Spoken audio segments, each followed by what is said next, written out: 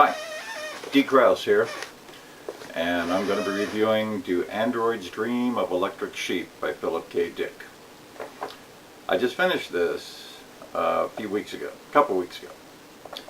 This book has been around since 1968, so where have I been?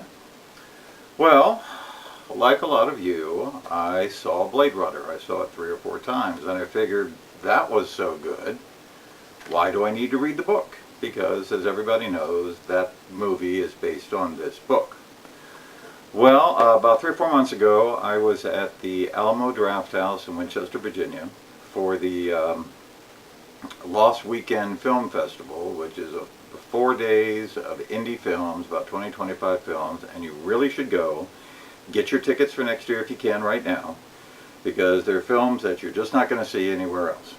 Well, while I was walking around, in between movies, I came across Blue Plate Books, which is the best used bookstore in Winchester, Virginia, and they had a display, and this was up.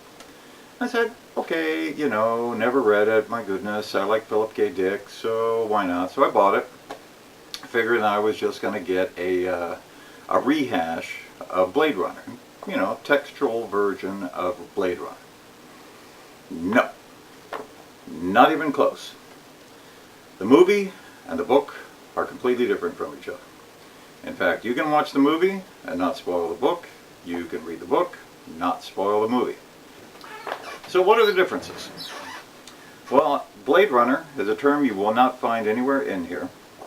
It's only in the movie. Deckard is not an LA police officer. He's a bounty hunter. He's married.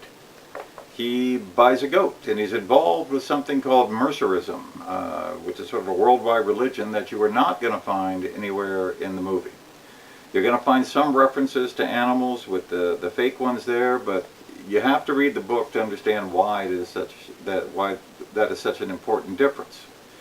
Now, the book is Philip K. Dick. I don't know if you've read Philip K. Dick. He can be a little out there.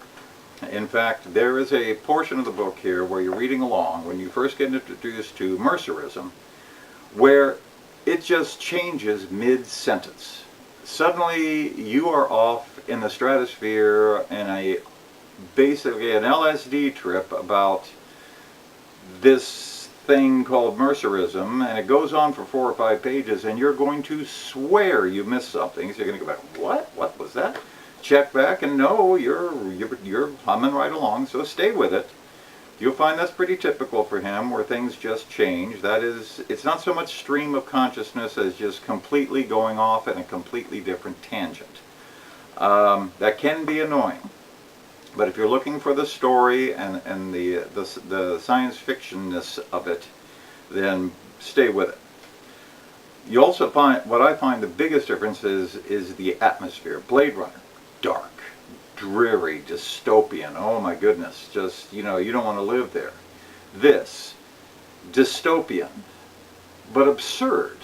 Philip K. Dick liked to point out the problems with society by taking things to an absurd height, and sometimes they go just a little overboard here, and he goes a little overboard, and you're going to go, come on, man. But he's making a point that doesn't really carry into the movie at all, but is good for the book. So, what I say is give yourself a treat. Sit down and read this book. It's not that long. I mean, you know, this issue I've got has only got 235 pages. It's a fast read, except when you get to those little crazy hallucinogenic scenes, and you're going to go back and read it a few times. Then watch the movie. Then watch the movie, and read the book. Be a good treat for the evening. So, D. Krause done. I'll be back with some other books. Old Guy Review.